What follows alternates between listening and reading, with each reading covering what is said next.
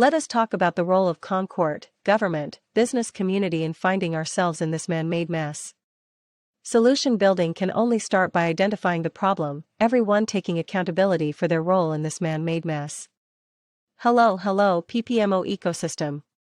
I really would love the above-mentioned stakeholders to introspect and acknowledge their role and where we find ourselves as a country. The next step will be for this group to try and understand the victims of democracy, the people called looters in the media. This will be impossible for many, but your ability to understand them will determine how, 1. Quickly we rebuild, and 2. How long-term sustainability is achieved. Just some context of the victim of democracy. These are the many poor and middle-class natives who have seen themselves displaced from the economy from 1994. Most affected being those unemployed and have no hope of ever being employed. The systematic displacement and destruction of their parents' democratic aspirations fall totally apart. The dreams and promises made for a life post-apartheid being ruined daily. Natives, before making judgments and developing solutions, let's consider this. Key stakeholders in creating this man-made disaster/mess. The Court. There have been many rulings that have been made by the Court that have infuriated the victims of apartheid. The Court has simply made rulings in a vacuum, without taking history and context into consideration.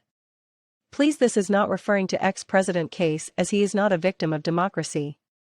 These rulings have undermined the native hope, they have shattered their dreams and further reaffirmed the sense of hopelessness. The most recent which could have added to the tipping point. 1. The Court votes in favor of refugees/asylum seekers have a right to seek employment in the country. How was this possible given our unemployment background? 2. Court votes in favor of refugees/asylum and immigrants to get 350 grants. The government just said it is bankrupt as it cannot pay its employees. Where must they get this money from? So they must take additional loans to service non-natives/citizens. 3. Court later says government must continue to pay 350 to our most vulnerable. So you effectively creating expectations that cannot be met. Is it the Court's job to bankrupt the state? You are responsible for citizens and not the continent. The government, the list of things that government has done over the years to get us here is endless. But native will try to articulate some that have direct bearing on where you find yourself. The government has looked the other way and been a catalyst as natives were displaced from land, jobs and economy. 1. Did government close borders as jobs were lost due to COVID-19? No, not at all.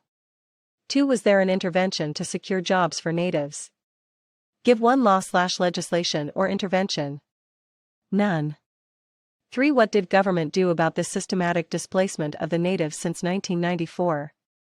They made it worse and dumped most immigrants, refugees and asylum seekers in locations/black areas or CBDs. The business community. 1. Why should any looter, victim of democracy, care about the economy? Whether it works or not, they not part of it. Retail sector is the worst offender in displacing natives from jobs over the years. Should I repeat this? Native. 2. Business lobby government officials, so you can bring foreign labor into the country. One of the justifications was a more stable workforce that will reduce labor strikes. Do you see now that this labor has caused more destruction than benefit? 3. Most importantly, this resulted in a divided nation. Us and them continued to grow as the Rainbow Nation smokescreen fell apart. Racism, internal hate of the native fueled an aggressive drive to remove natives from the workplace and economy. This went as far as government entities. Acknowledging your role in the man-made mess may be easier than trying to understand the victim of democracy or the looter. Some natives are busy saying, how will they receive their grants and where will they get food, etc. Natives never fought and struggled for grants, they wanted jobs. Simple, the scope has not changed, jobs. This is not conceptual/theoretical discussion at our high education institutions, but a reality for the victims of democracy. 1. They have seen their brother, sister, mother and fathers lose jobs. Entire industry go to foreign labor. 2. Locations, black areas used as dumping grounds for immigration. 3. Location infrastructure overloaded or stretched to breaking point. For local government failing to deliver basic services in this corrupt environment. 5. The invasion of location/CBD economy by big business and foreigners. 6. CBD cities formal infrastructure occupied by foreigners, while natives in shacks/mjondolo away from job opportunities. 7. RDP houses owned by foreigners and rented to natives. The second economy corruption totally ignored. 8. Native parents spending last cents to support their kids to be qualified, just to find them jobless and at home, as the new requirement became experience. 9. The natives spoke of social cohesion. They asked why government levels are taking foreign workers at exclusion of native. Why the guys as SARS, SABC, SOEs, municipality, electricity department etc. are foreigners. Government and business ran xenophobia campaigns, finding it easier to label them and ignored the natives' cries. Let's leave it here. Possible solutions to follow.